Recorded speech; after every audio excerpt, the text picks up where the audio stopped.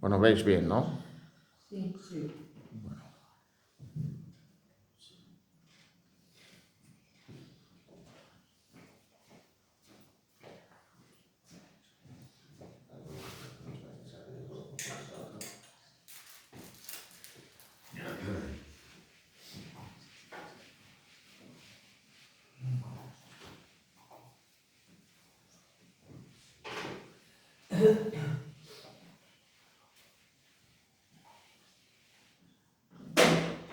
Bueno, Walter Gropius,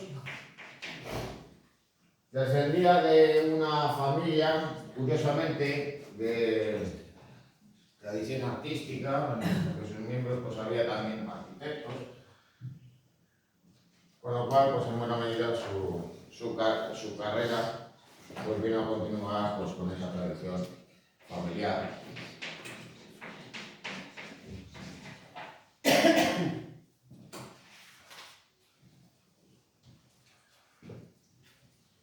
Bueno, ahí le veis pues fotografiado, un enlace a la Wikipedia.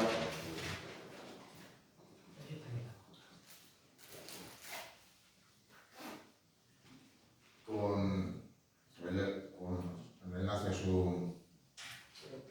a su biografía.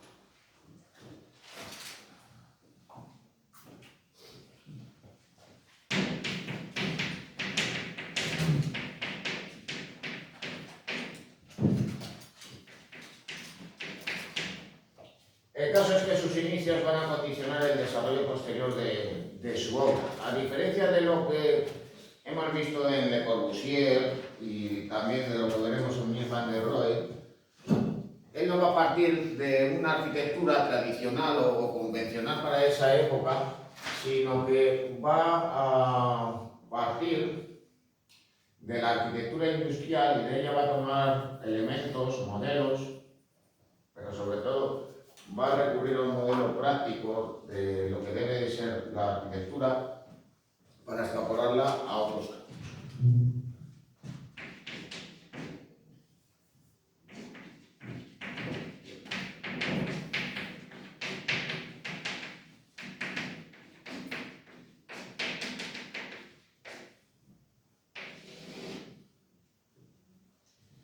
De hecho, pues va a colaborar en sus inicios con Behrens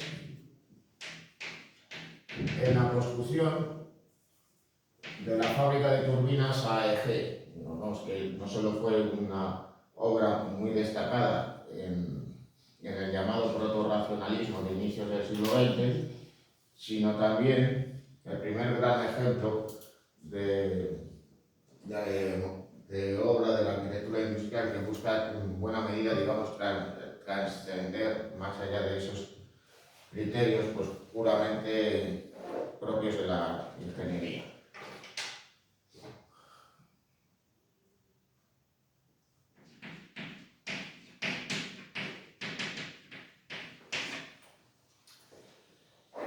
De hecho, su primera gran obra pues, va a ser precisamente una fábrica, la fábrica Faust, que ya veremos a continuación. El caso es que, partiendo de esos modelos y con el paréntesis de la Primera Guerra Mundial, esto va a hacer que reflexiones sobre la arquitectura y por tanto vaya recurriendo pues, a elementos que ya hemos visto en Le Corbusier, que también son propios del autor, como es el uso de los llamados muros cortina, en este caso esas ventanas horizontales que se emplean debido a la liberación de las fachadas y la ausencia de muros de carga, el empleo del hormigón armado, el funcionalismo de las construcciones. De todos modos, eso no quiere decir que el propio autor se tuviera que adaptar a las circunstancias. Y aquí tenéis un ejemplo, la casa Sommerfeld. Él recibe un encargo para la construcción de una vivienda en una época en la que había una crisis económica en Alemania producto de la Primera Guerra Mundial. En esa crisis de posguerra, pues entre otras cosas había una carencia de materiales industriales. Así que, claro, ante la ausencia de hormigón y cemento, ¿qué es lo que va a hacer Gropius? Pues va a recurrir a materiales tradicionales, va a recurrir a la piedra, va a recurrir también a la madera. Lo cual, en cierto modo, pues esta vivienda se asemeja hasta cierto punto a las casas que diseña Frank Lloyd Wright por aquella época, las denominadas como casas de la pradera. No ya por el aspecto propiamente de la casa, sino por el empleo de esos materiales tradicionales. Bueno, ahí la tenéis de todos modos en planta y una fotografía de la época.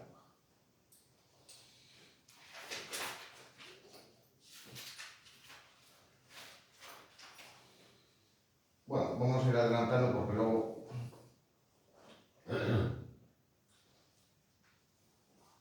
luego vamos a ver, digamos, ejemplos ya más concretos. Bueno, ¿qué caracteriza a su obra? Bueno, pues como él fue director de la escuela de la Bauhaus, fue el primero de ellos, pues él realizó el edificio de la escuela en Dessau, un edificio que albergaba las aulas y también la residencia de los estudiantes. Pues si fuera poco, también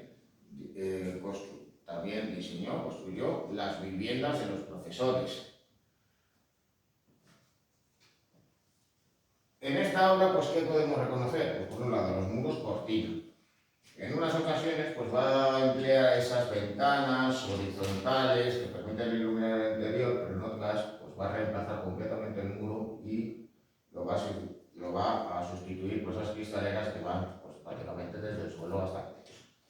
Incluso esta, de manera continua, pues, se emplea con soportes metálicos desde la primera planta hasta la última.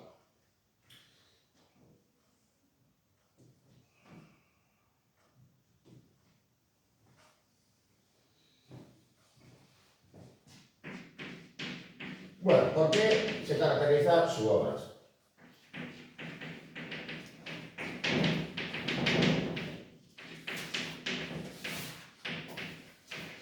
En primer lugar,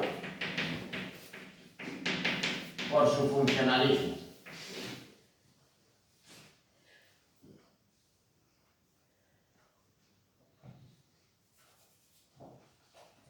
Y esto también guarda relación con el campo del diseño. Al fin y al cabo, para Gropius, y él lo afirmaba así, la forma sigue a la función.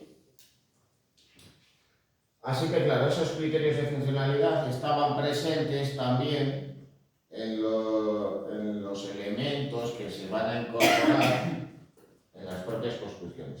Es decir, que no solamente pues, se trataría ni más ni menos que realizar las plantas y alzados del edificio, sino también pues, el diseño de todos esos elementos que se van a incorporar, como por ejemplo los propios apliques de las puertas.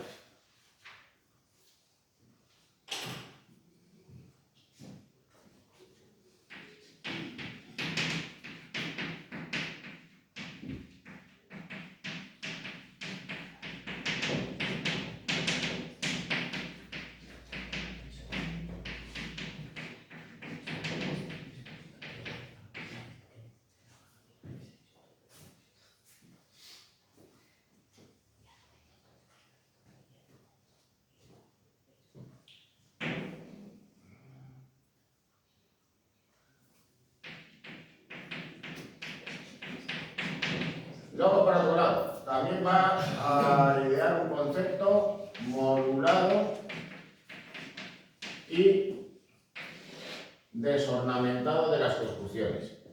Es decir, en las obras podemos comprobar cómo se reducen a simples módulos geométricos, a cubos, a prismas.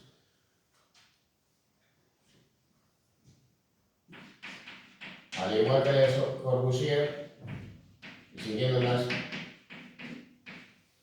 afirmaciones de Loos, también rechaza los elementos ornamentales, la decoración, por considerarla un elemento innecesario y que no tiene ninguna utilidad.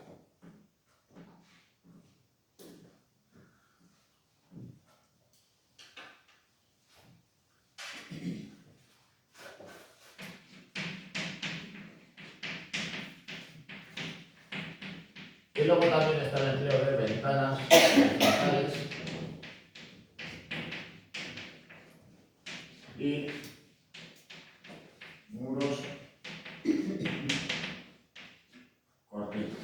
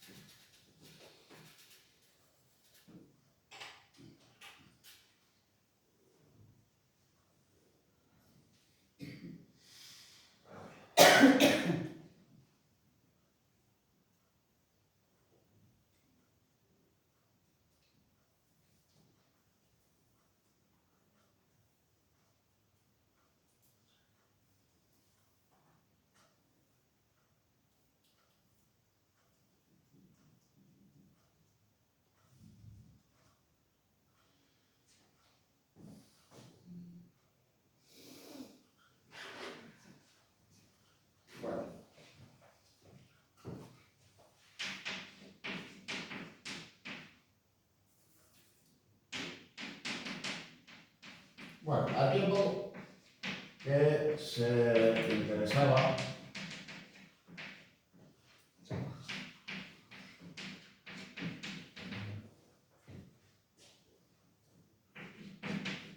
por elementos de diseño,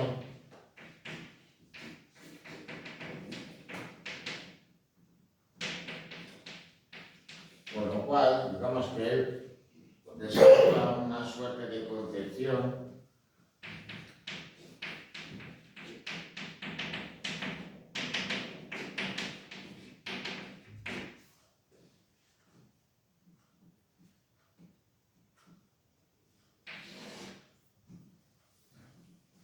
del arte, pero de todos modos distinta de la idea que tenían los modernistas.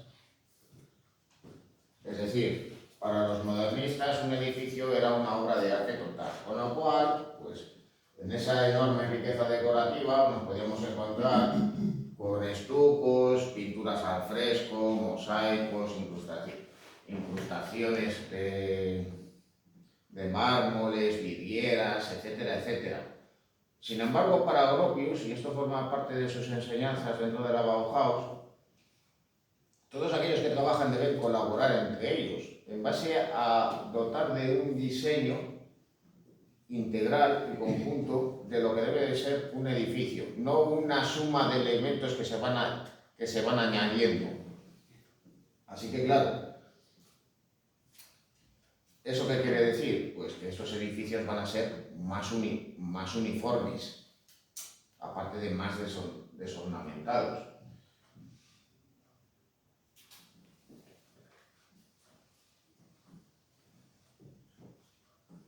También hay otro aspecto que le va a interesar a Gropius, y eso también pues, se debía a la influencia del movimiento obrero y al triunfo de la revolución comunista en la Unión Soviética. Al fin y al cabo, pues, uno de los partidos más poderosos en el periodo de entreguerras en Alemania hasta el ascenso de Hitler al poder era el Partido Comunista.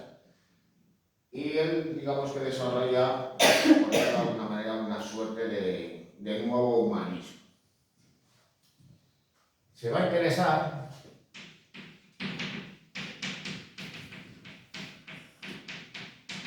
por cuestiones relacionadas con el urbanismo.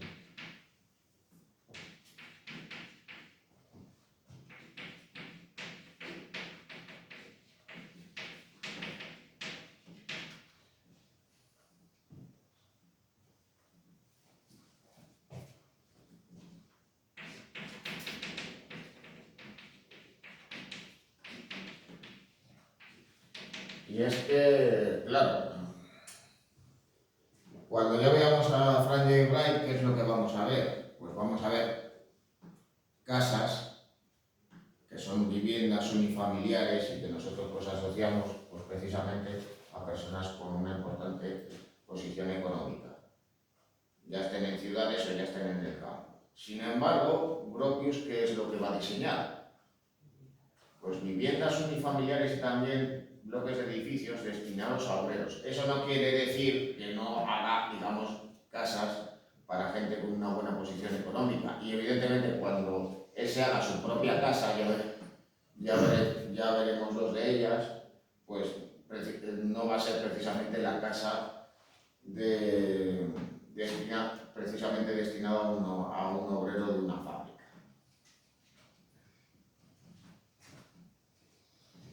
Eso le va a conducir pues, a realizar lo que hoy denominaríamos como urbanizaciones o planes parciales de urbanismos, que contemplaba pues, la planificación de calles y la construcción de determinados espacios destinados pues, también precisamente a cubrir las necesidades de estas personas. Y digamos que en ese sentido el urbanismo de Gropius es más práctico, es decir, se pone en marcha en base a unas ciertas circunstancias,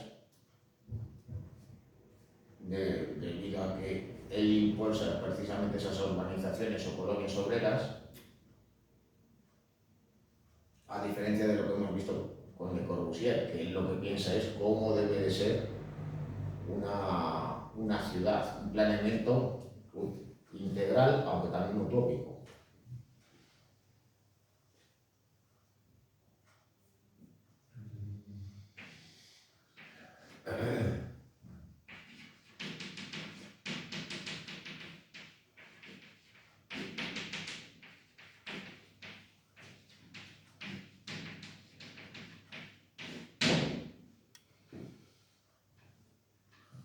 Bueno, en la imagen de todos modos tenéis una construcción, digamos, muy curiosa que responde pues, precisamente a esa faceta de Gropius como diseñador, más que como arquitecto. El monumento a las víctimas del golpe de estado de K, el cual se encontraba en la ciudad de Weimar. Bueno, el monumento fue destruido en tiempos del nazismo y luego nuevamente reconstruido, el cual pues, nos sirve de todos modos como ejemplo, en cierto modo predecesora, de la escultura abstracta de un enorme tamaño, prácticamente colosal, que se encuentra al aire público en un espacio público que pudiera ser un parque, la propia calle, una plaza, etcétera, etcétera. Algo, digamos, pues, más común para nosotros en la actualidad.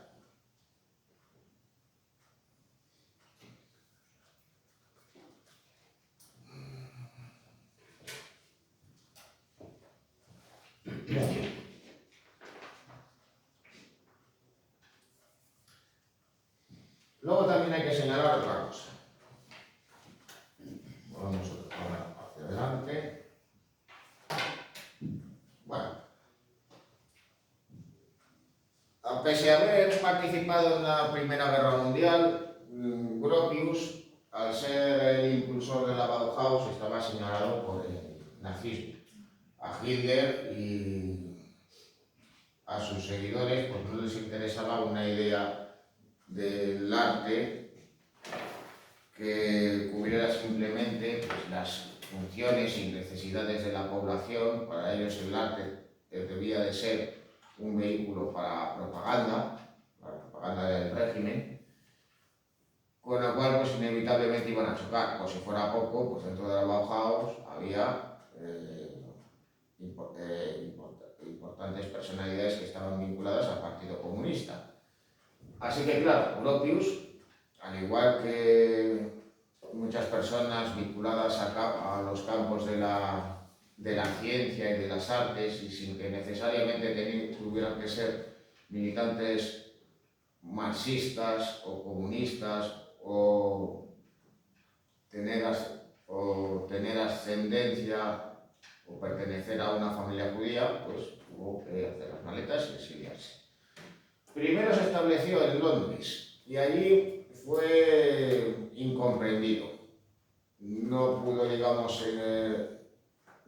digamos, trabajar, no encontró respuesta favorable a sus propuestas y claro, pues, ¿qué fue lo que hizo allí? Pues prácticamente solo tuvo un encargo, esa vivienda que tenéis ahí en imagen, la Casa Levy.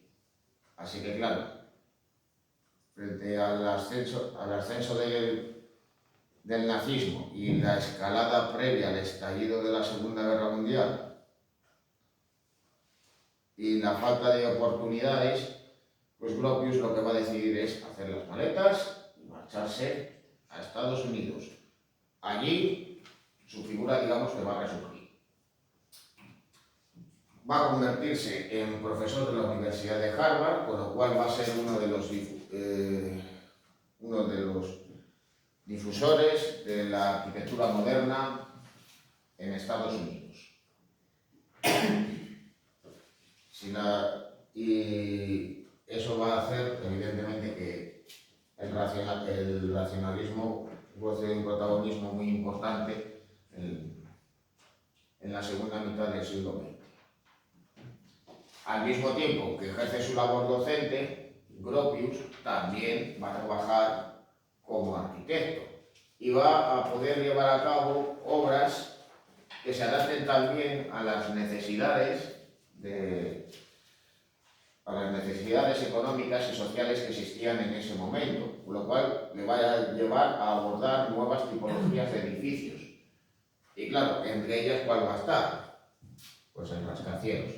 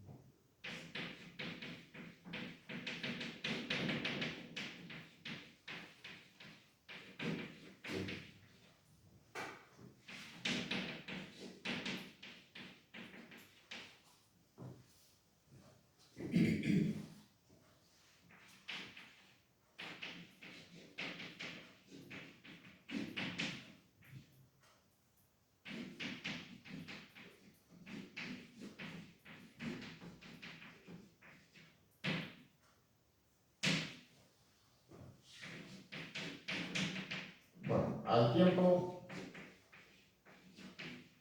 que abordó nuevas tipologías,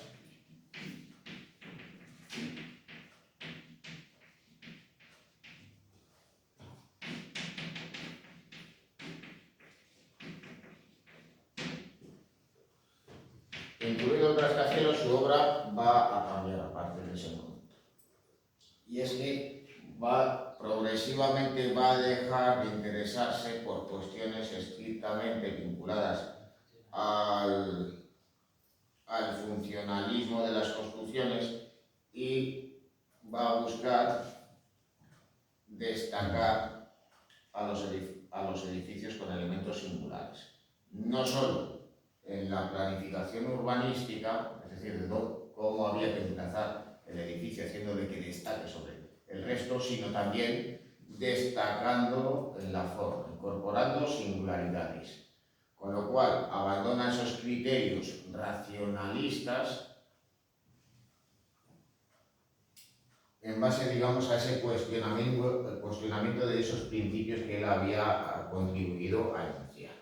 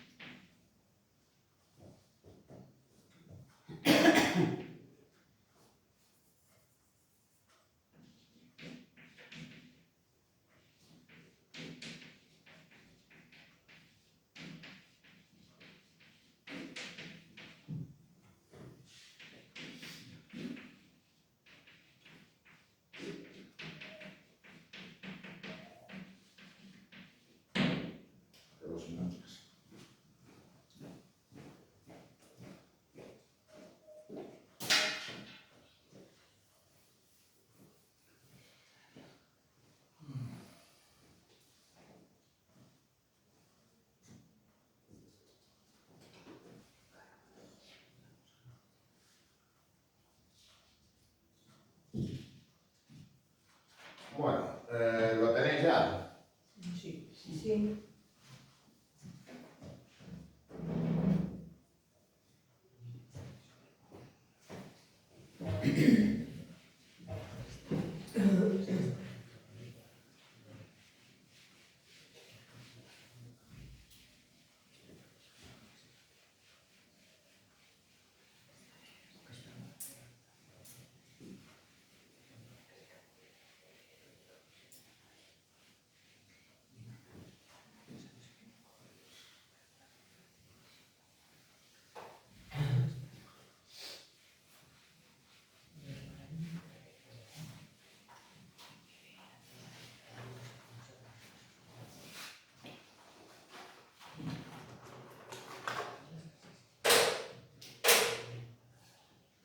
Bueno, obras destacadas.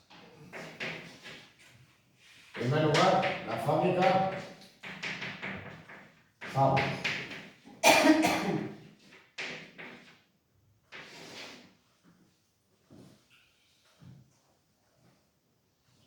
Bueno, inspirándose parcialmente en la fábrica de turbinas AEG,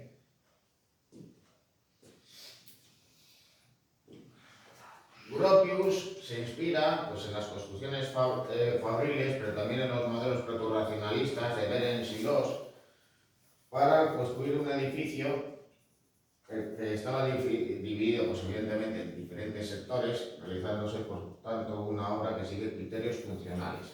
Entre otras cosas ya va a recurrir a esos muros cortina para aprovechar al máximo la luz, ahorrar por tanto energía eléctrica, pero por otro lado también para liberar las fachadas, renunciando al empleo de muros de cal. Bueno, ahí tenéis la planta del edificio y un detalle del mismo.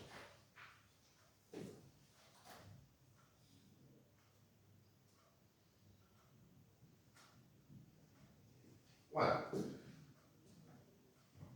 el legado de Gropius lo venimos a asociar a construcciones de un aspecto prismático, de fachadas rectas, cubiertas aterrazadas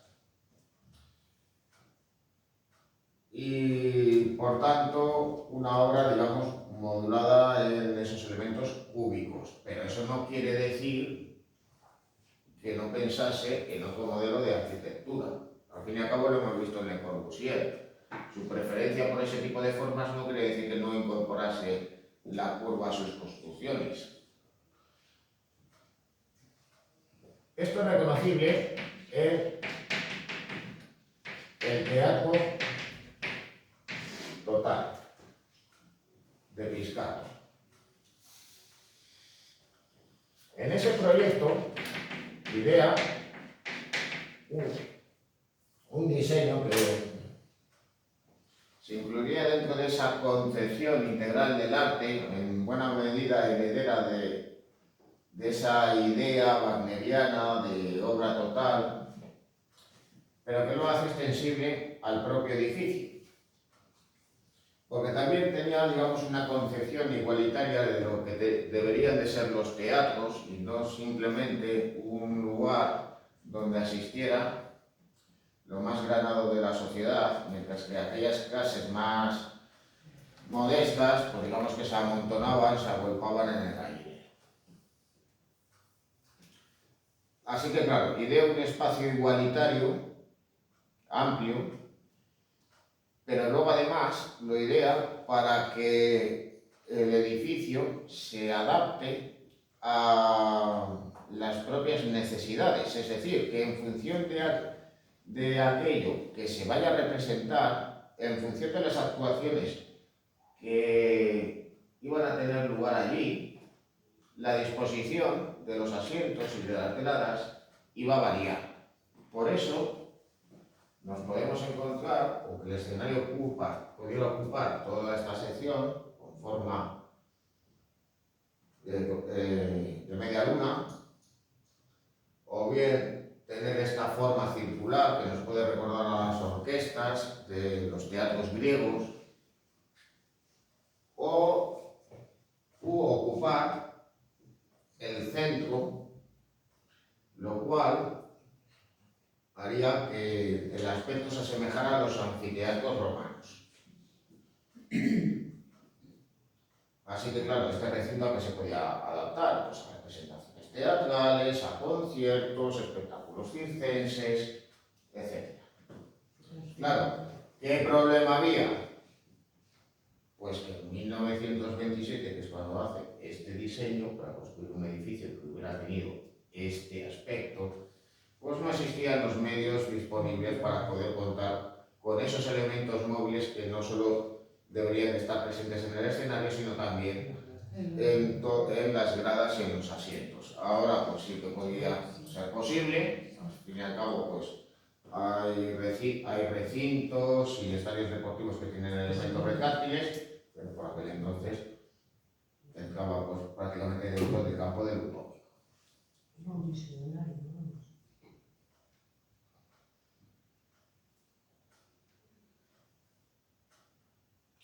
Bueno, más edificios. La escuela de la Bauhaus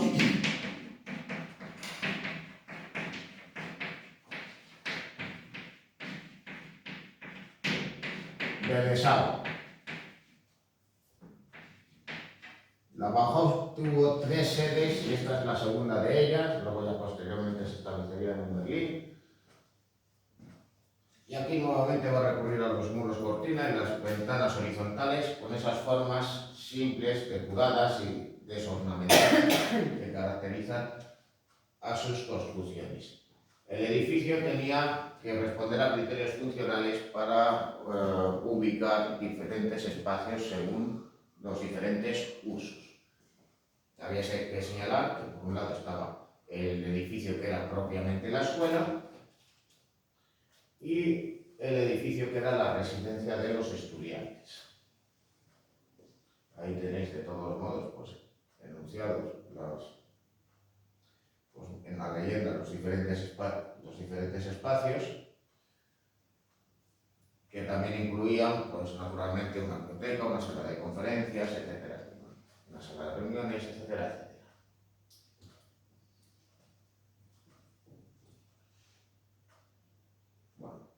Luego ya, pues, otras imágenes del propio edificio, donde veis también pues, esta balconada correspondiente pues, a las propias habitaciones de los estudiantes.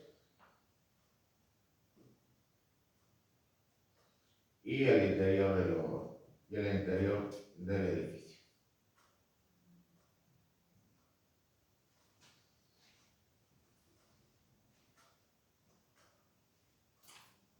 Y esto ahora porque nos acaba.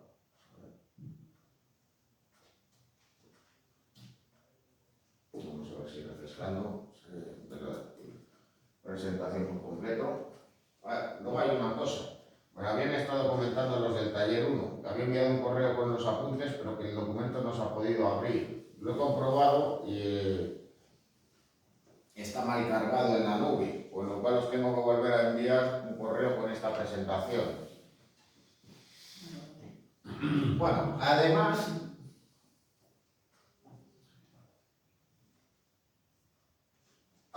de diseñar el edificio de la Bauhaus, Gropius va a diseñar las viviendas de los propios profesores y naturalmente él se va a diseñar su propia casa, la cual va a ser la de mayor tamaño para vivir él solo con su familia. Ahí tenéis una imagen de la misma, el edificio de todos modos desapareció y fue nuevamente reconstruido.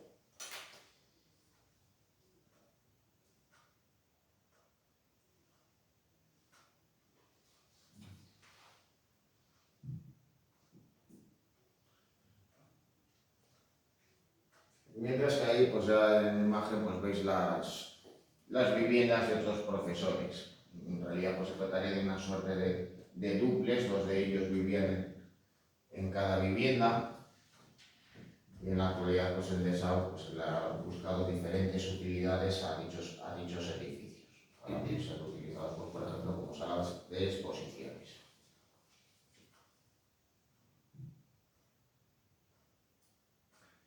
En la década de los 20, paralelamente a su trabajo como profesor y director de la Bauhaus, Gropius va a realizar diferentes obras en Alemania que van a seguir, por tanto, estos modelos que él desarrolla en el campo de la arquitectura, con esas formas simples y desornamentadas, como es el caso de esta casa Auerbach,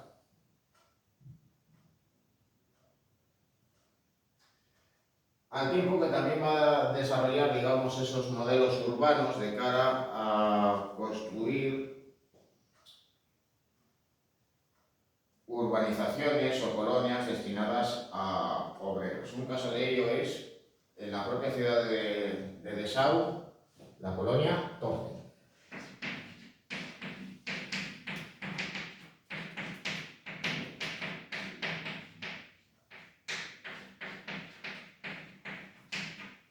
En la colonia Torte va a diseñar viviendas unifamiliares y también bloques de apartamentos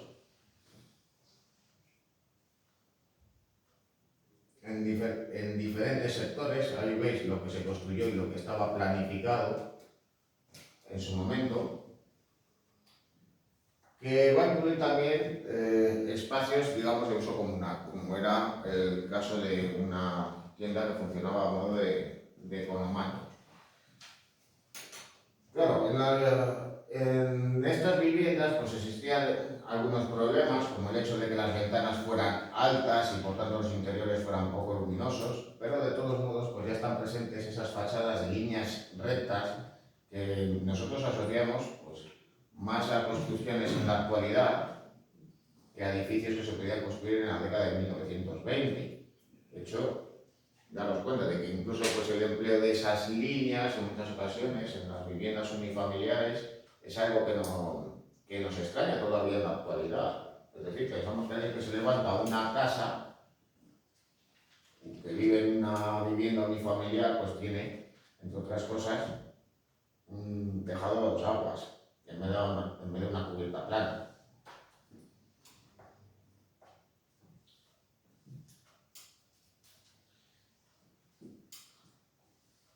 Bueno, también realiza otros planeamientos urbanos en otros lugares de Alemania, en el caso de Karlsruhe, donde diseña la colonia Dammersdorf. Ahí podéis apreciar de todos modos cómo alterna esas viviendas adosadas, por un lado, y también bloques de apartamentos, donde va a seguir un esquema que luego vamos a observar también en otros edificios de apartamentos, que es el empleo de terrazas orientadas hacia el sol y el uso de estas ventanas horizontales en el lado norte, ya contaban pues, con una amplitud mayor que en el caso de los edificios de la colonia Torte.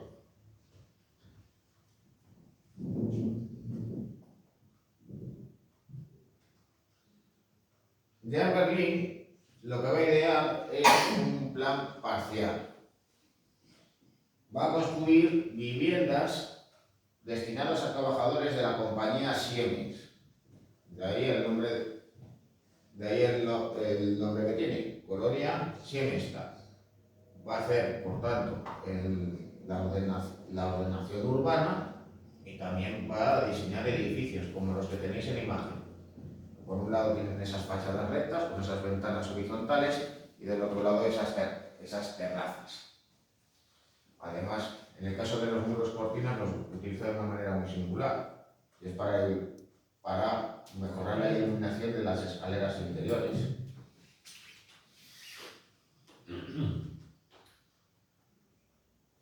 Bueno, luego ahí tenéis la Casa Levy,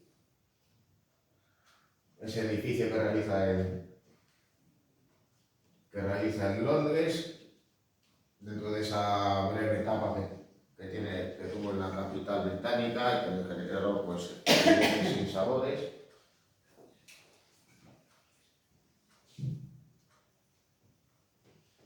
Bueno.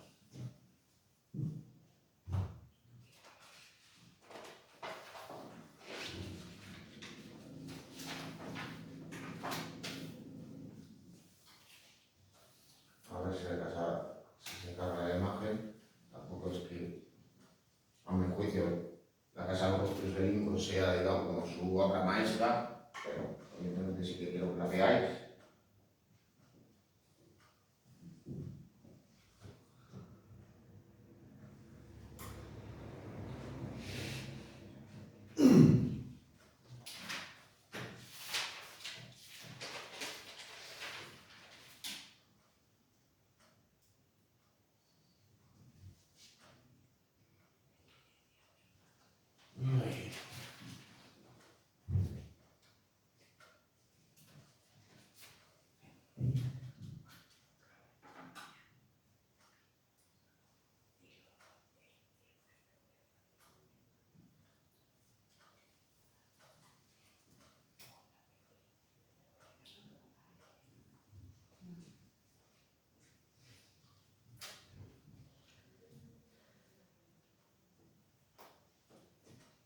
Pues nada, no Hoy me no quiere enseñar. nada. Hoy no quiere nada.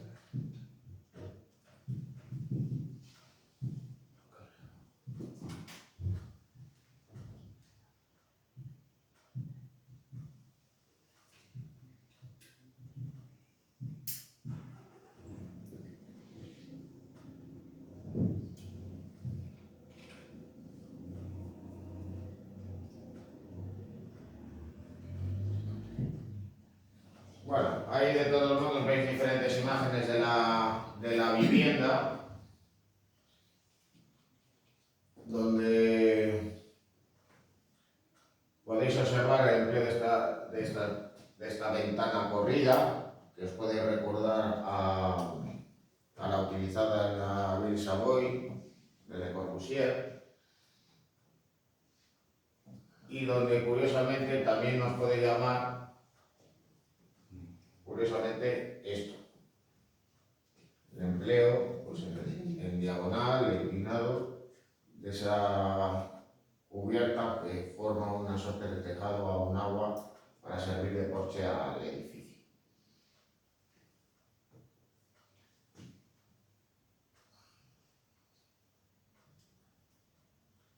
Ya en esas representaciones, pues lo veréis de todos modos ahí, aunque también cabe señalar pues, el empleo de esos volúmenes prismáticos en este edificio, operando también la planta de manera libre.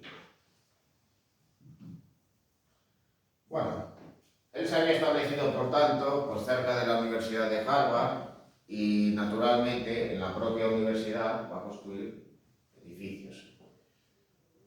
Ahí tenéis en imagen el centro de graduados, donde curiosamente va a incorporar la línea curva al mismo tiempo que emplea el muro cortina por un lado y los pilotes por otro. Esa línea curva, aunque no es digamos exactamente así, también se va a reconocer en este edificio de viviendas que va a construir en Berlín. Él, al fin y al cabo, pues, claro, en ocasiones regresará a su país de origen. Digamos que esta construcción viene a ser una suerte de alternativa a la unidad de habitación que había planeado Le Corbusier. Al fin y al cabo también construyó una en Berlín.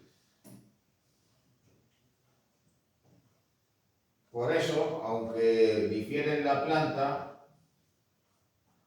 también incorpora esas terrazas de cara al exterior, en el lado sur, y las incorpora también en ambos extremos de la construcción. A su vez, y aunque de manera más limitada, también piensa en un espacio, también piensa en los espacios en la terraza superior, como un lugar de uso, no ya para la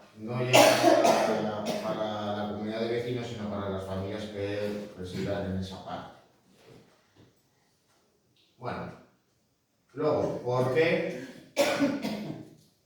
curva de esa manera el edificio? ¿Por qué tiene esa forma relativa de curva? Pues simplemente por una cuestión, para poder aprovechar mejor la luz. Si hubiera sido recta o si hubiera curvado en el sentido contrario, la luz la hubieran podido aprovechar peor los residentes en las casas.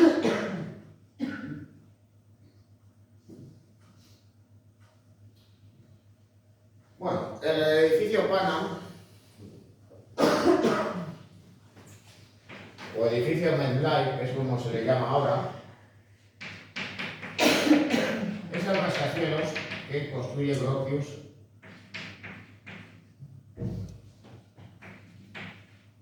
en Nueva York.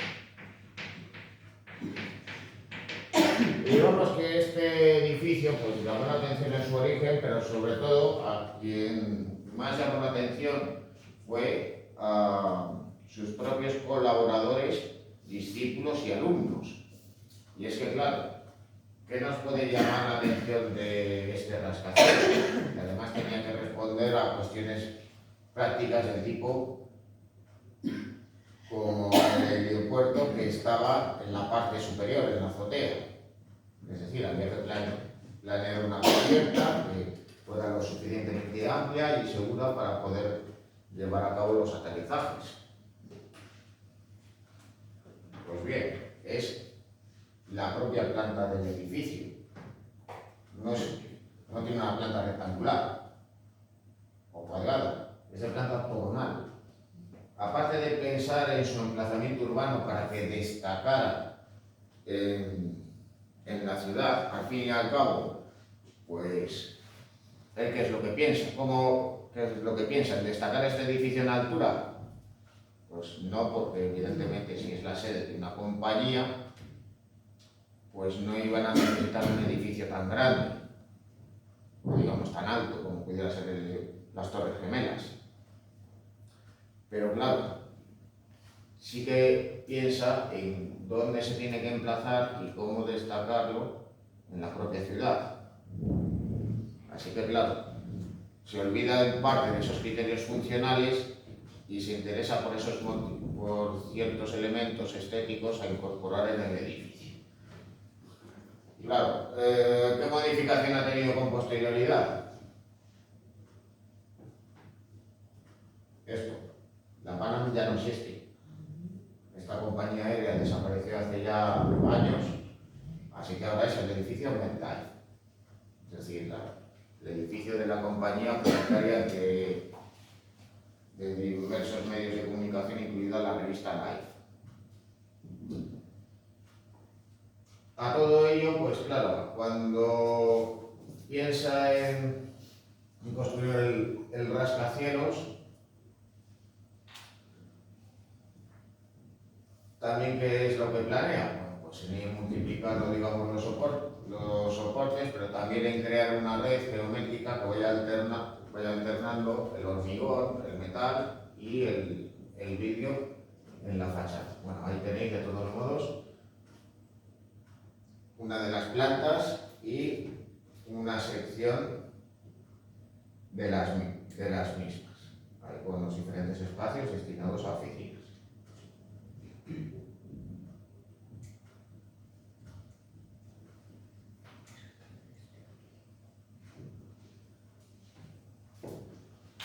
El edificio Panam, digamos que va marcando esa obra.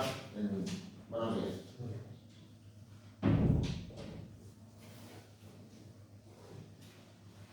Va marcando esas últimas obras que va realizando Gropius en las décadas de 1960, 1950.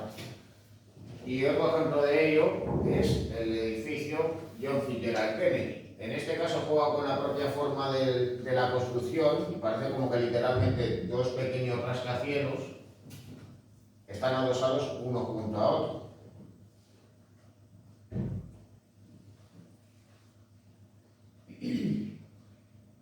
Así que claro, pues no deja de ser curioso esta obra que parece más bien un juego propio de la posmodernidad arquitectónica, que busca de todos modos pues la sorpresa o el dato en el espectador que responder a criterios prácticos. Si respondiera, digamos, a un estricto funcionalismo, que hubiera sido lo que hubiera pensado Gropius. Pues realizar un único edificio de planta rectangular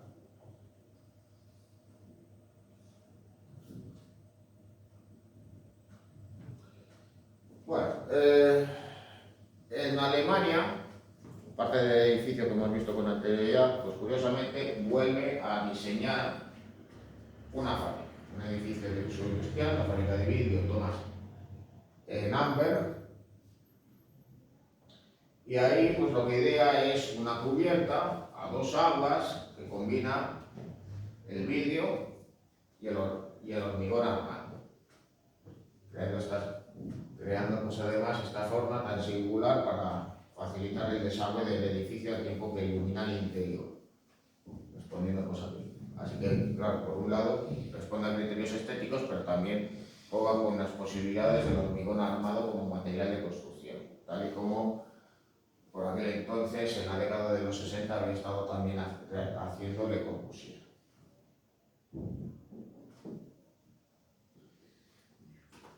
Y la última obra que diseña, que él no llega a ver concluida, es el edificio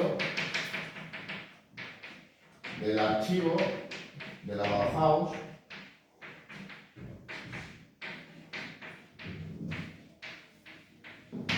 en Berlín. Bueno, por aquel entonces Berlín era una ciudad dividida y el sector occidental, que formaba parte de la República Federal Alemana, no era la capital de Alemania. Así que, claro, y en cierto modo para revitalizar la vida en la ciudad, también pues se empiezan a planificar nuevos espacios urbanos y a construir nuevos edificios oficiales. La Bauhaus había desaparecido durante el nazismo, pero su memoria seguía vigente. Así que, claro, para recuperar precisamente su importancia y, por tanto, emplazarla en Berlín en un sitio destacable, teniendo en cuenta de que su antigua escuela había desaparecido, pues qué mejor idea que encargarle a Walter Gropius, su primer director, la construcción de un edificio que albergara su sede administrativa de archivo. El edificio que diseña, que veis en imagen, en cierto modo pues os puede recordar más a una construcción fabril, a una fábrica o edificio industrial que propiamente a un edificio que pudiera utilizarse como archivo, como centro educativo y de divulgación, etcétera, etcétera. Daros cuenta, pues, esta manera de cubrir el edificio, que podía recordarnos a las formas de las salidas de ventilación, estando muy próximas unas a las otras, con lo cual incluso podemos pensar que la iluminación interior es inadecuada, pero que también permite una iluminación indirecta y tamizada.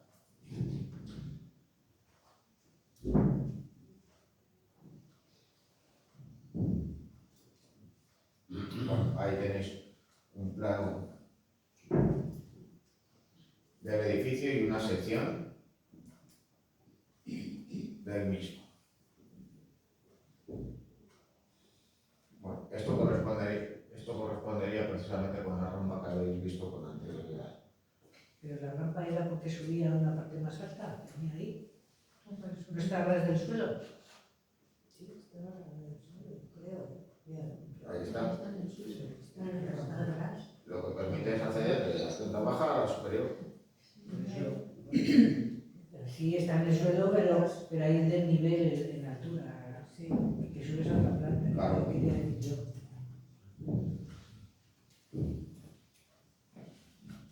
Bueno, Mies van der Rohe. Bueno, si de Gropius hemos visto el monumento de las víctimas del golpe de estado de Kapp, y que de todos modos pues, fue reconstruido, ¿no? Y si por un casual visitamos Weimar, pues vamos a poder conocerle. En el caso de este monumento, pues ha desaparecido. Mies van der Rohe se se encargó de realizar un monumento dedicado a Karl Liebknecht y Rosa Luxemburgo, los líderes del movimiento espartacista y que había liderado el intento de revolución en Berlín justamente tras la Primera Guerra Mundial. Ambos fueron asesinados sumariamente por los llamados fierros, los cuerpos libres, y se convirtieron en unos mártires en Alemania para los comunistas. Bueno, Mies van der Rohe, pues a su nombre, era alemán, pero de todos modos su nombre también nos puede dar una pista hacia dónde se encaminaron sus primeros pasos artísticos.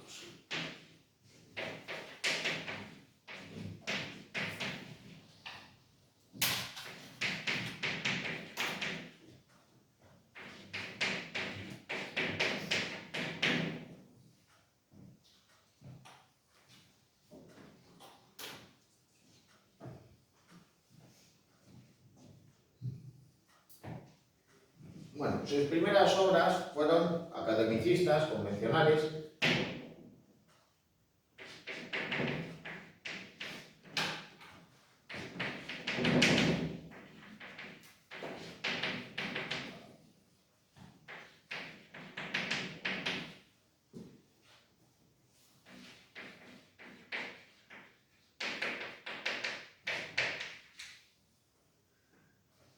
Los años posteriores a la Primera Guerra Mundial vinieron a marcar el desarrollo de su obra.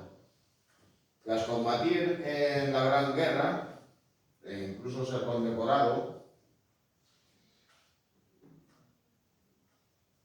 los pasos de Mies van der Rohe se encaminaron hacia un nuevo modelo de arquitectura. Primero estuvo vinculado a la estética del neoplasticismo, colaborando con la revista de Stil.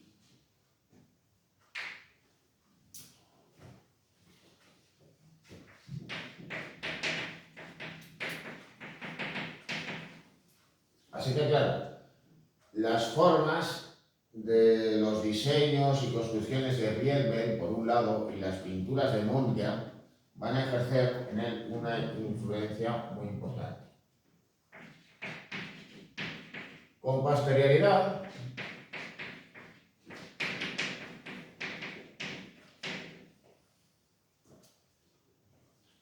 Mies van der Rohe participará en la Bauhaus siendo su tercer y último director, con lo cual esas formas prácticas, funcionales y simples de los diseños de dicha escuela y también de la arquitectura de Gropius van a influir también en el arquitecto.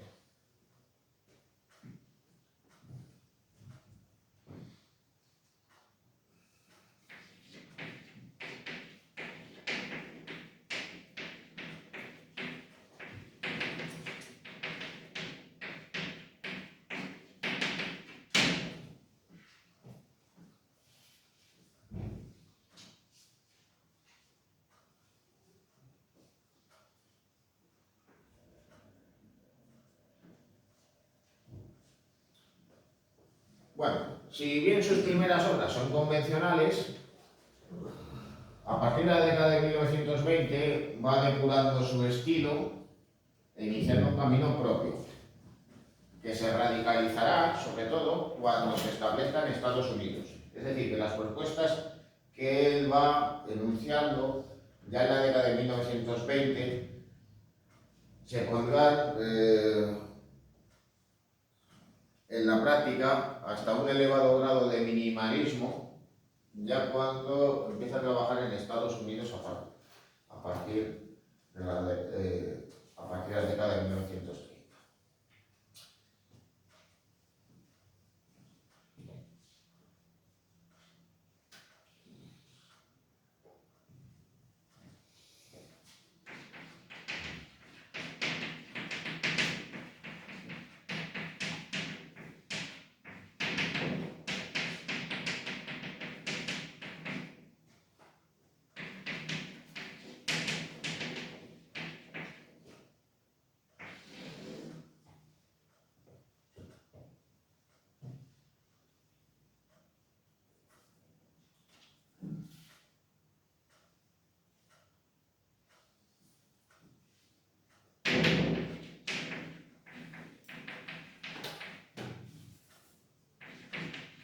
a la desornamentación.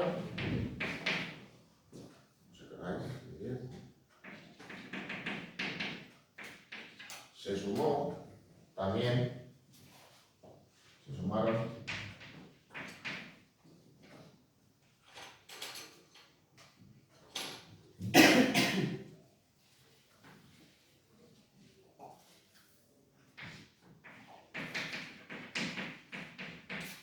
la reducción de elementos,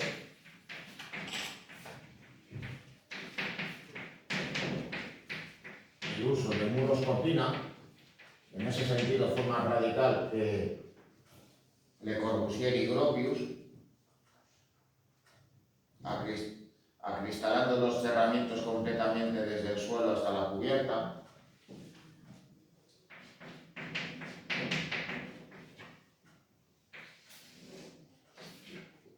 Y la visibilización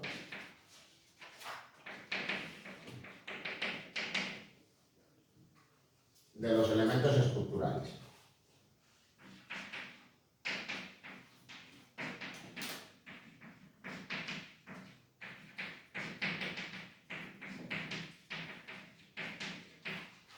No ya solo los de las fachadas, sino los que están en el interior de los edificios, los soportes y los elementos adintelados van a ser reconocibles, van a ser visibles, empleando el hormigón, el metal, combinado con el cristal.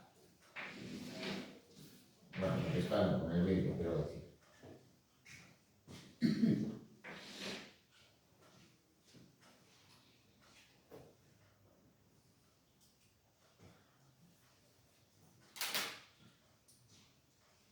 Bueno, mientras van realizando obras que en buena medida se asemejan a las propuestas de Gropius y que también nos pueden recordar a las de Le Corbusier, sus propuestas, digamos, que van a ir avanzando y se van a ir, digamos, radicalizando. O sea, esa propuesta de que menos es más, la va a llevar literalmente al máximo, dentro de esos mínimos.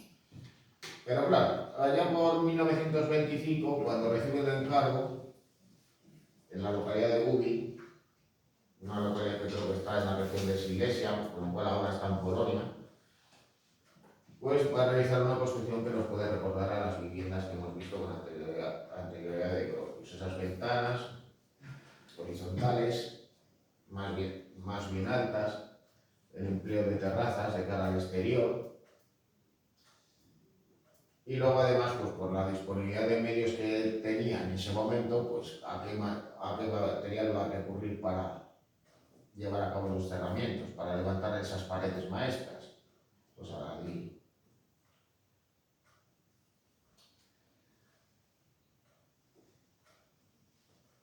Claro, todo eso lo va a ir abandonando para poder utilizar esos materiales industriales. Aunque esto de todos modos digamos que no es una norma general.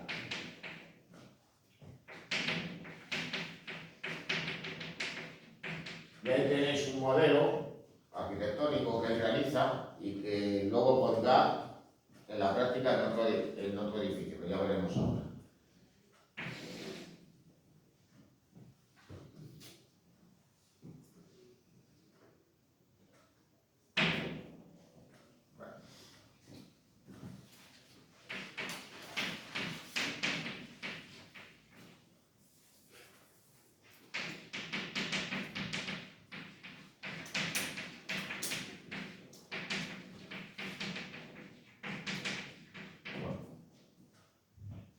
Hay que señalar que su llegada a Estados Unidos radicalizó sus propuestas. Si Gropius, digamos, se replantea lo que debe de ser la arquitectura, cuestionando sus propios principios, Mies van der Rohe, por el contrario, se reafirma aún más y va más lejos de lo que había hecho hasta ese momento en Europa. Vamos a ver una obra que, en cierto modo, viene a anunciar lo que él hará con posterioridad,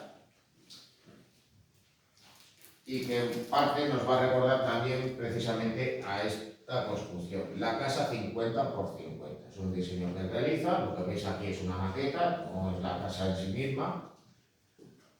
Y claro, ¿qué es lo que piensa? Pues en el empleo de soportes y cerramientos metálicos y el uso de muros cortina. La división interior es libre, el espacio, digamos, es diáfano y simplemente hay una compartimentación de ciertas áreas, es decir, mediante simples paneles se separan los espacios que pudieran corresponder al salón, a la cocina, al dormitorio. Así que, claro, los espacios cerrados, digamos que son mínimos.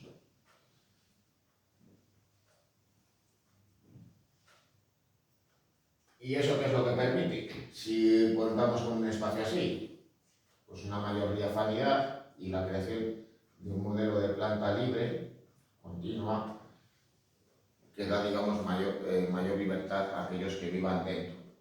¿Qué inconveniente tiene esto? Pues la pérdida de intimidad, y que en buena medida está más pensado para una casa de campo, para una residencia ocasional, que para una vivienda. Aún así, de todos modos, esto también entraría dentro de planteamientos que también llevó a cabo Frank Lloyd Wright, aunque de todos modos, digamos que él consideraba que había unos espacios, digamos, de uso común, donde se desarrollaba la vida familiar, y otros espacios, digamos, más privados.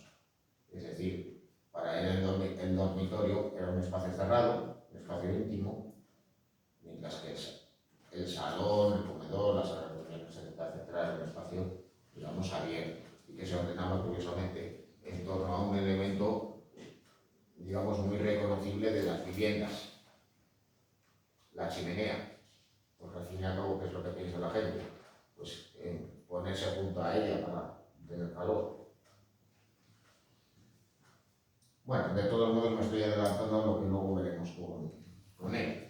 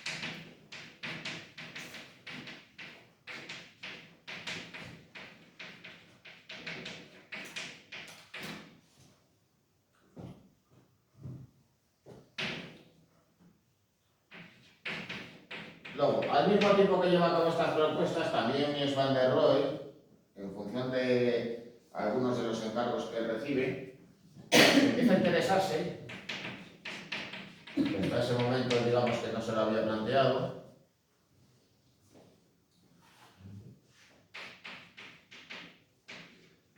por cuestiones relacionadas con el urbanismo.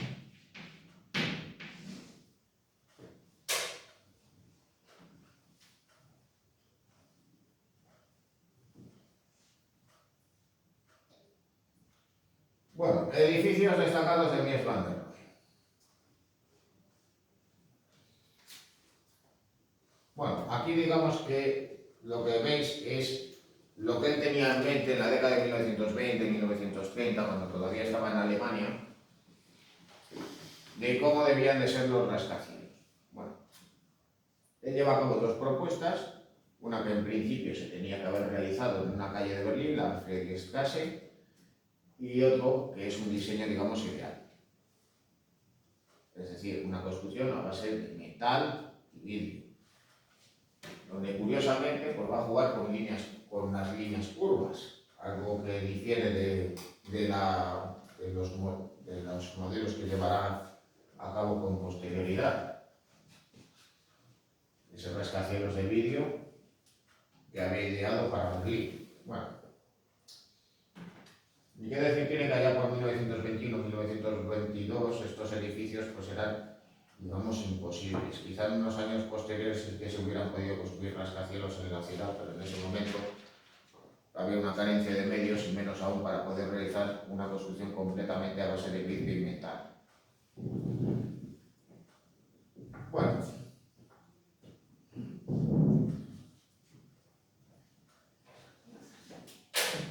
también hay que señalar que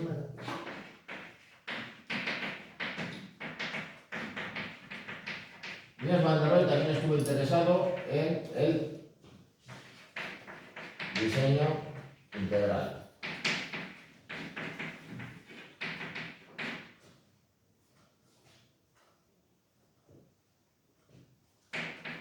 Y fruto, además, de una concepción funcionalista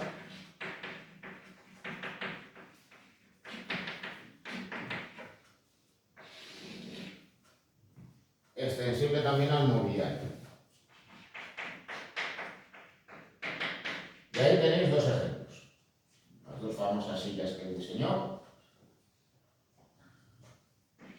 Por un lado, la silla Barcelona, llamada así porque estaba presente también en el pabellón de Alemania de la Exposición Universal de 1929 en la ciudad condal. Luego a la derecha tenéis la silla cantilever, con unas formas pues todavía, digamos, más simples, más depuradas. Sustituye esas formas acolchadas, el cuero, esa suerte de butaca.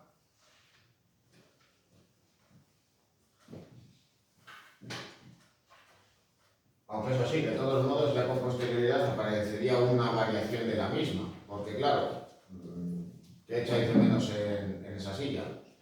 Las abrazaderas.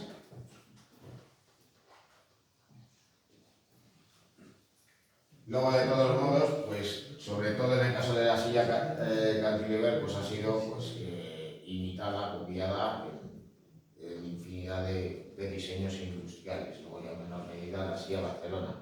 De todos modos, pues ambas todavía se diseñan, se venden en la actualidad. Baratas no son. Porque serán muy cómodas, ¿o no? Y lo interesante. No sé. Yo tengo una de esas, una cantilever.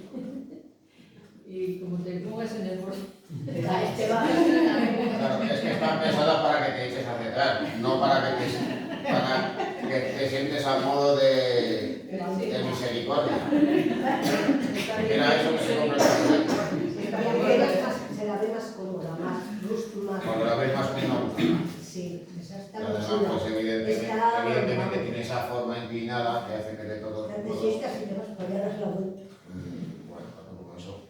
Como que no, te sientas aquí, te caes. Además, Tú la has probado, que la la tienes tiene en mi hijo, casa. la tiene mi hijo en su habitación. Ah. No lo utilizarán mucho. Para dejar la ropa. de todos modos, pues claro, no puede estar sentado, ahí lo veis. Al tope Ya, ni pero no vale está todo. sentado, está recostado el señor. Pues está sentado como hay que estar sentado. Exactamente, no como me siento yo. Además, de salir tranquilamente, fumándose su puro.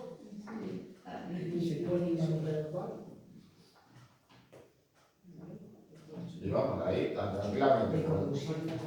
Con 70 años aproximadamente que tendría cuando le hicieron esa fotografía. Si tienes una silla, Es un tesoro, ¿no? Bueno, no sé si estábamos. No, vamos a ver.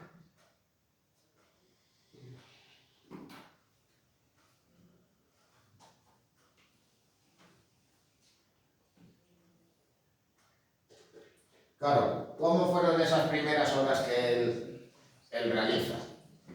Bueno, pues una de ellas, ya por simplemente por ejemplificarlo de alguna manera, pues es esta casa Riel, en la localidad de Potsdam, cerca de Berlín, que de todos modos pues, no nos recuerda a esas construcciones propias del arquitecto, sino más bien pues, a esos modelos tradicionales, convencionales, de esas viviendas destinadas a las clases medias o a la pequeña burguesía de por aquel entonces.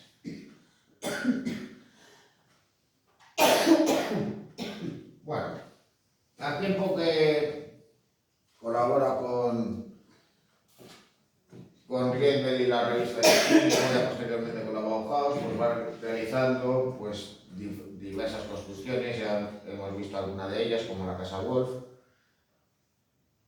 También observáis pues, ese edificio de viviendas realizado en Stuttgart, que nos puede recordar también a las construcciones de Gropius, con esas fachadas rectas, lisas, con ese ordenamiento pues, más bien horizontal, y con esas ventanas horizontales propias de esas construcciones pues, vinculadas también al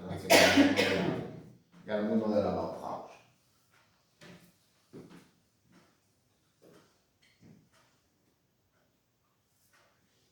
Muy diferente será lo que va a hacer en Barcelona.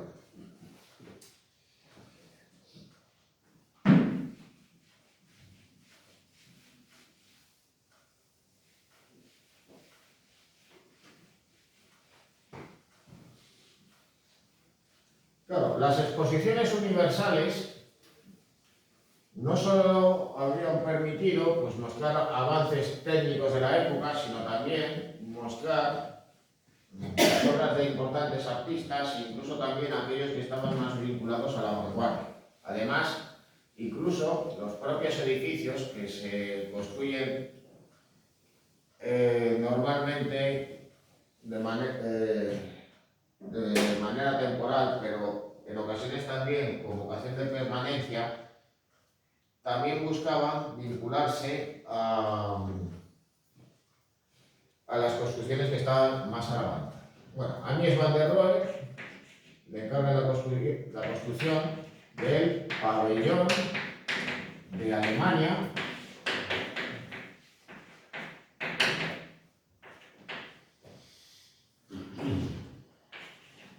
en Barcelona. Así que claro, pues al tiempo que se estaba terminando de construir el Palacio de Montjuïc, lo que iba a ser la sede principal de la Exposición Universal de 1929, y que no deja de ser un edificio pues, vinculado a los historicismos y una concepción tradicional de la arquitectura, pues Mies van der Rohe levanta esta construcción, que es una buena muestra del radicalismo de sus propuestas orientada hacia el minimalismo de las formas. Claro, piensa en un espacio que iba a ser lugar de exposiciones tanto en el interior como en el exterior. Había que vincular aquello que formaba parte del jardín con el estanque con el interior del recinto. Con lo cual va a levantar una estructura adintelada, con esa cubierta en terraza, sostenida en voladizo, por medio de soportes metálicos y con cerramientos a base de paneles, curiosamente realizados con mármoles, no son de hormigón, y muros cortina.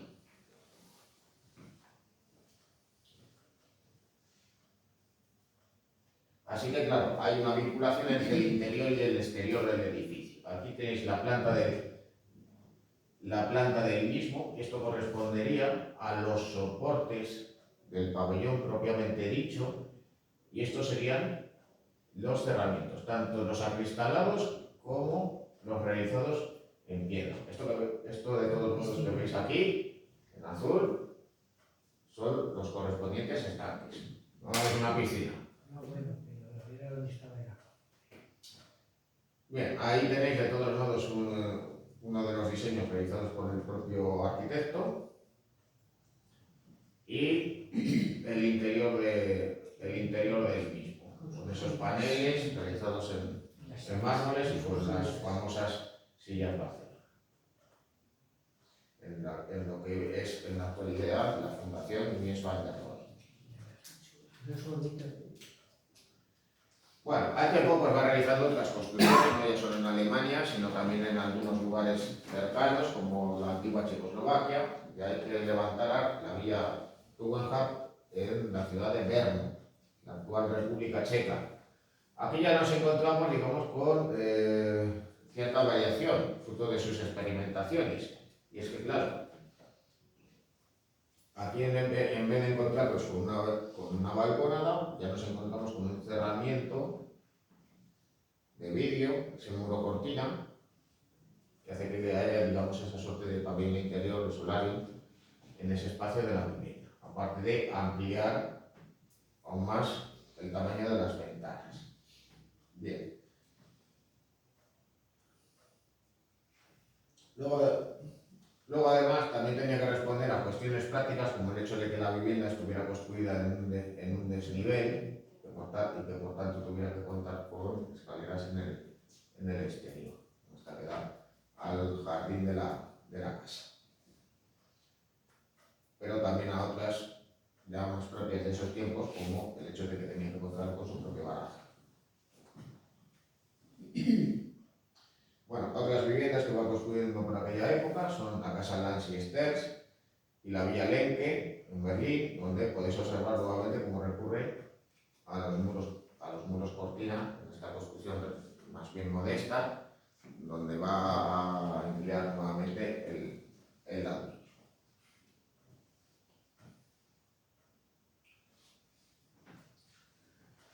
Bueno, si Gropius tuvo su fábrica Fabus, Mies van der Rohe también va a realizar un edificio para un uso industrial en Alemania. En este caso, la fábrica Versidad Krefeld, en Krefeld,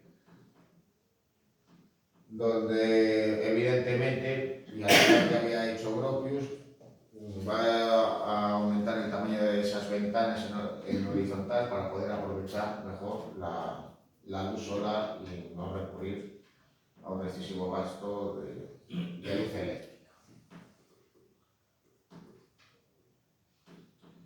Bueno, ya establecido en Estados Unidos, él va a sentarse en la ciudad de Chicago, también va a trabajar como profesor universitario, al tiempo que va a realizar obras por diferentes localizaciones, no ya solo en Estados Unidos, sino incluso también nuevamente en Alemania, ya tras la conclusión de la Segunda Guerra Mundial.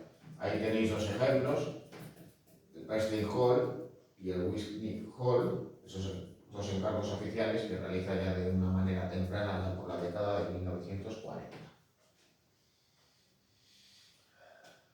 Claro, pues fruto de esas necesidades que había en Estados Unidos y esas diferencias con el mercado que había con respecto a Europa, pues él que va a construir también pues bloques de apartamentos, pero claro, más semejantes a unos rascacielos que a esas viviendas de 2, 3 alturas que hemos visto, 3, 4 alturas que hemos visto en el caso de Gropius. Así que claro, ¿qué nos puede llamar la atención de estos dos edificios? Por un lado, el Promontory Apartments de Chicago. Bien, digamos que esa es una muestra inicial y en cierto modo pues una suerte de intento inspirado en otros modelos que va a llevar a cabo en la práctica. Bueno, él conocía el modelo de la Bill Radius de Le Corbusier y trata de ponerlo en la práctica pero con una variación. Le Corbusier había ideado la construcción de rascacielos en el centro de las ciudades que tuvieran forma de curvatina. Pues bien, cuando él quiere construir algo parecido, ¿qué es lo que va a hacer? En cierto modo, pues para aprovechar el solar, pero también para dejar, digamos, un espacio libre para la formación de una plaza, va a diseñar un edificio de viviendas con una planta semejante a esta. Con lo cual, todas las casas son exteriores. Pero de todos modos y de todas maneras, esto a mi juicio pues tendrá un problema. Y hay áreas, digamos, con las dificultades a la hora de iluminarse. El edificio se hace sombra sobre sí mismo en determinados momentos del día o incluso durante todo el día. Ahora en la Avenida de Madrid está la tienda que se dan las sombras. Bueno, creo recordar que tenía esa forma. Luego ya, en el Exor Apartments, y aunque en la base del edificio utiliza pilotes, liberando la fachada y el acceso el acceso al edificio no es una portada en sí misma, también hay que señalar cómo va ampliando la superficie destinada al vidrio para cubrir las ventanales y haciendo visible precisamente los soportes metálicos que vienen a cerrar el edificio. Y eso pues no venía a ser, digamos, que la puesta en práctica a mayor escala de lo que él va a realizar en un tamaño más bien modesto. Bueno, Le Corbusier planteó su modelo de arquitectura a través de la Ville Savoye.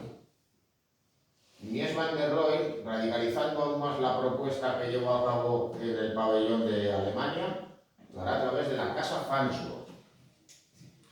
Bueno, obviando las cuestiones de inhabilitabilidad de la vivienda,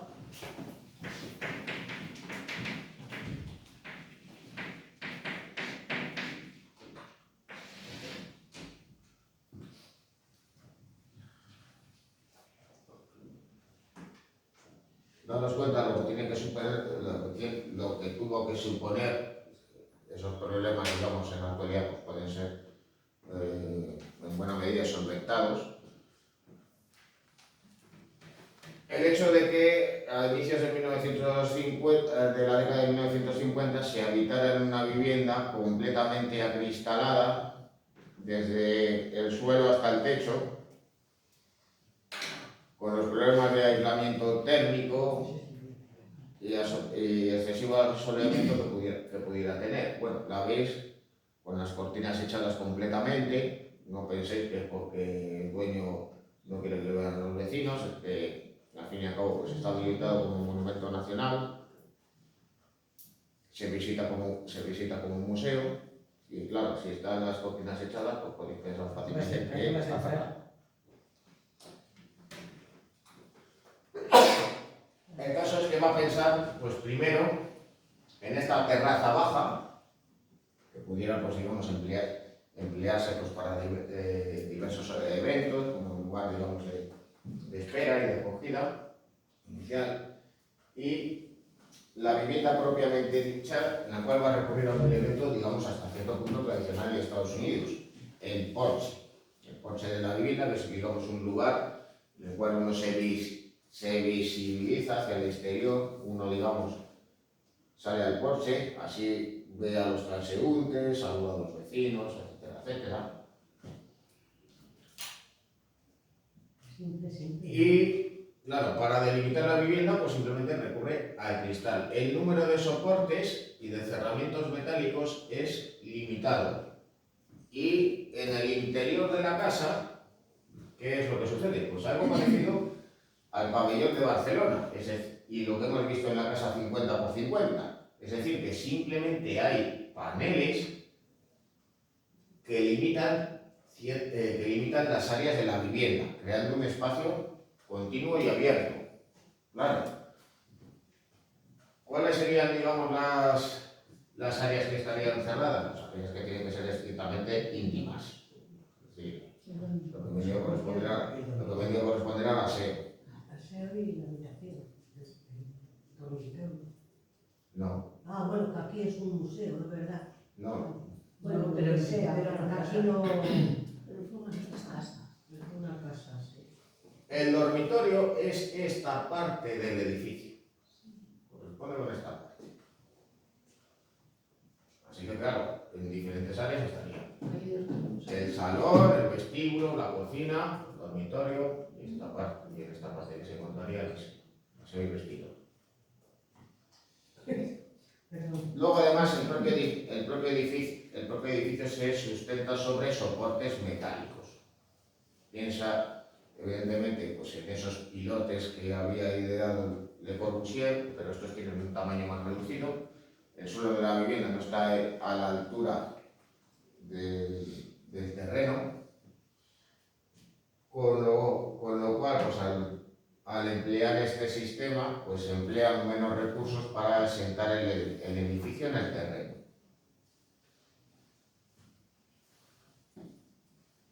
Bueno, ahí tenéis una imagen del interior, también pues con muebles que incluyen también diseños del propio arquitecto. La silla de Gilbert, que habéis visto con anterioridad, también la silla Barcelona.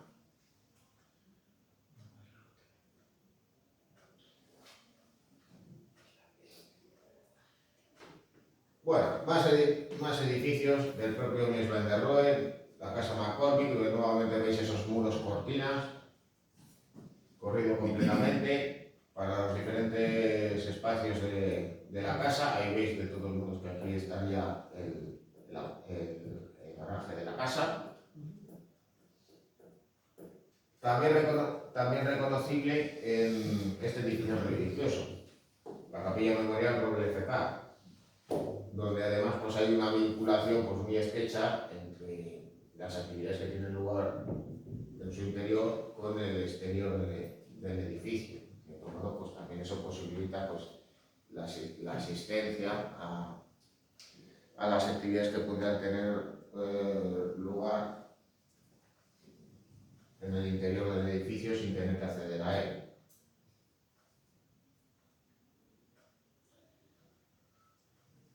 Bueno, el empleo de soportes metálicos y muros cortina van a ser una tónica general en su obra, una vez establecido en Estados Unidos, liberando además de soportes y reduciendo al mínimo del interior de los mismos, creando espacios amplios y diáfanos, y que simplemente hay que limitar ciertas áreas con paneles.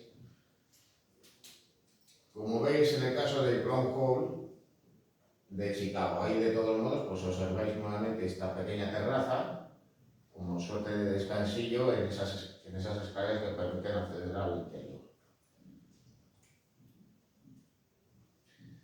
Bueno, si Gropius levantó el edificio Pana, Mies van der Rohe levantará uno de los rascacielos más conocidos de Nueva York, la Torre Sidra. Bueno, ahí tenía que contar, por un lado, con el ordenamiento del espacio urbano donde estaba emplazado, y por otro lado,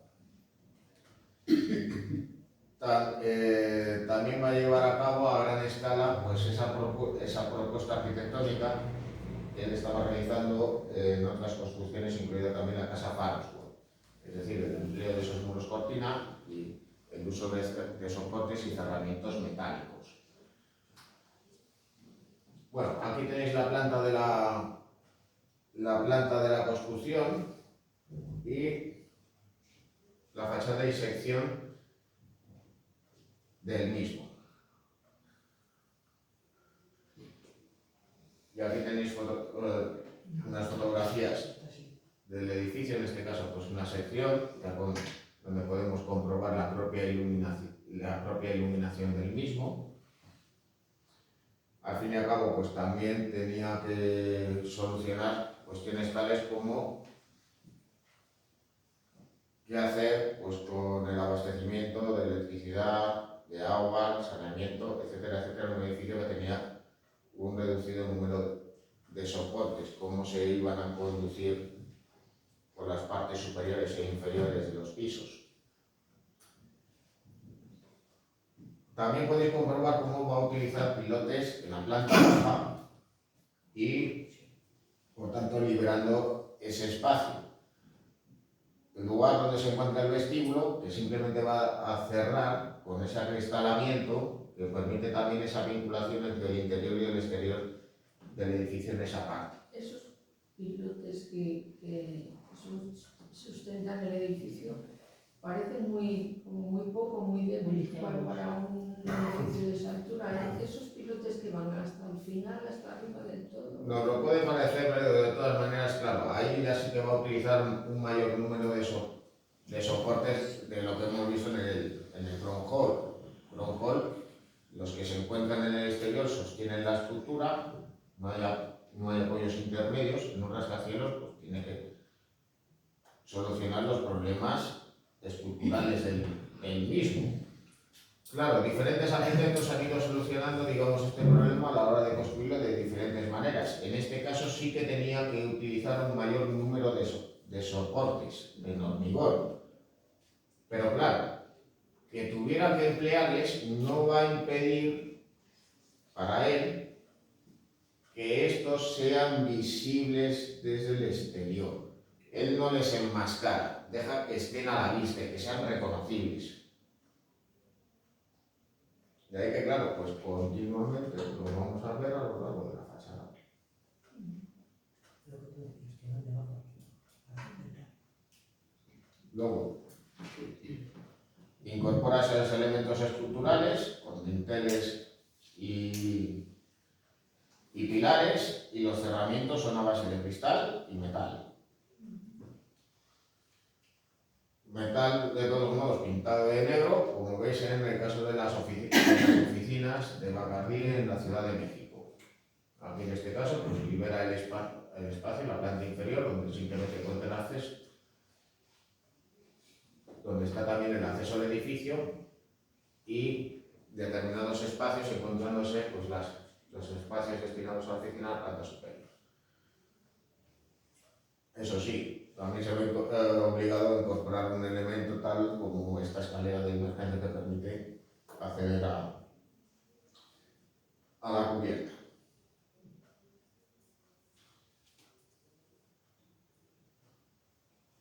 Bueno, dentro de ese planeamiento urbanístico que empieza a desarrollar en otras construcciones ya tardía, está ese complejo que se construye ni más ni menos que durante 14 años, que es el Chicago Federal Center,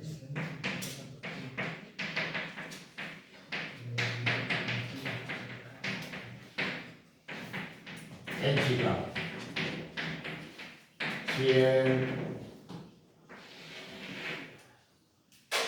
Si ya hemos visto un edificio para ese uso que levanta en Boston Walter Gropius, Ludwig Mies van der Rohe, va a hacer lo mismo en la llamada Ciudad del Viento. Allí se van a encontrar pues, las oficinas de diferentes organismos oficiales del gobierno norteamericano. Tales como que, pues, por ejemplo, pues, ¿qué pasa con aquellos que tienen que declarar sus impuestos o les hacen una paralela? Van allí. Y esto no subsiste, porque esto yo lo comprobé en una película. La película de Granujas a todo ritmo, de los Blues Brothers.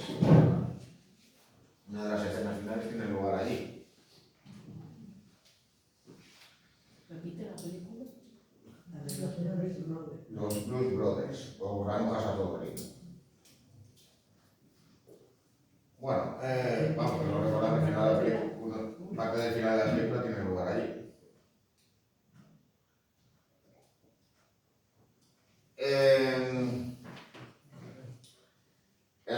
En el vecino estado de Michigan, en Detroit, va a llevar a cabo un planeamiento urbanístico, digamos, más ambicioso, que combina, digamos, su idea de lo que debe de ser un edificio con su idea de lo que tiene que ser una suerte de urbanismo sostenible. Y es la urbanización de Lafayette Park en Detroit.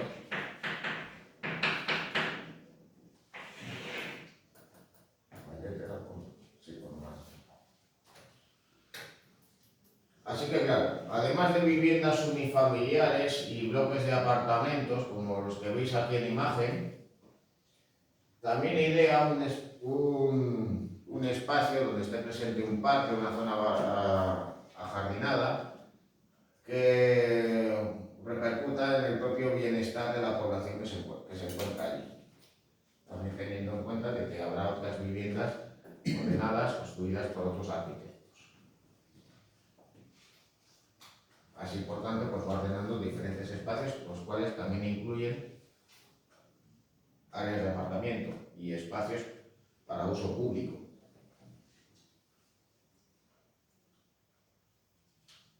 Bueno, más edificios, digamos, en la línea que hemos visto con anterioridad. Este edificio de uso bancario y, por otro lado, curiosamente, una gasolinera. Porque, claro, ¿qué pasa si en una construcción de Mies van der Rohe le quitamos los acristalamientos? Pues nos vamos a encontrar con una construcción pues, semejante a esta. El uso del vidrio solo está presente pues, en aquellas zonas estrictamente necesarias. La oficina y la tienda. Mientras que las áreas donde están más bien los surtidores, pero no está en uso este edificio, evidentemente, simplemente pues cuentan con estos soportes metálicos y están cubiertos por esa estructura adintelada.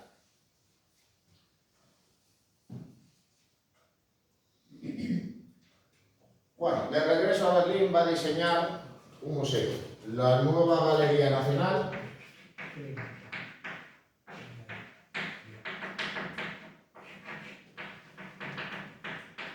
donde va a buscar esa vinculación entre el interior y el exterior del edificio. Digamos que esos modelos de Mies van der Rohe van a influir mucho en la posmodernidad de la segunda mitad del siglo XX, en la llamada arquitectura tardomoderna.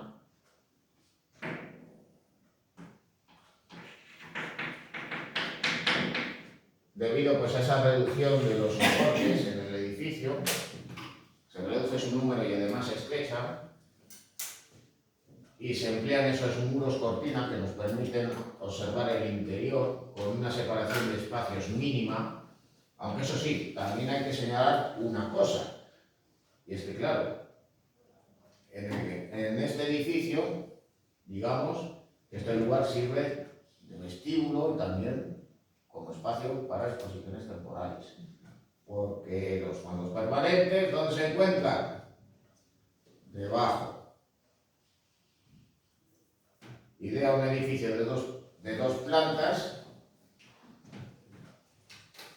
y por tanto, digamos que el espacio de exposición se encuentra en ese primer sótano. Con lo cual, pues eso también, curiosamente, lo que permite es liberar ese espacio que se encuentra sobre ella y generando, digamos, esa plaza que viene a estar centralizada por el propio edificio. Bueno, más construcciones diseñadas por él en Estados Unidos, el One Charles